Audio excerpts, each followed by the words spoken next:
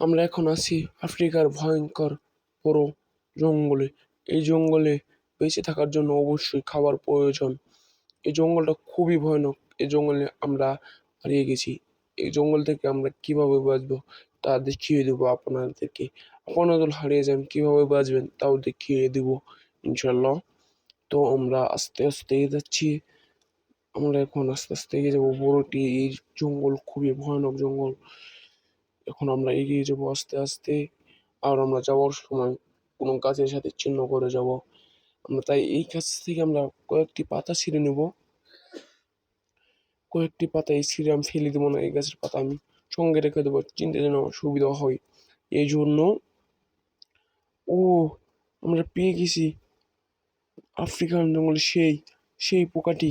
এই পোকাটি খেলে অনেক উপকার, এই পোকাটি খেলে অনেক ভিটামিন হয়।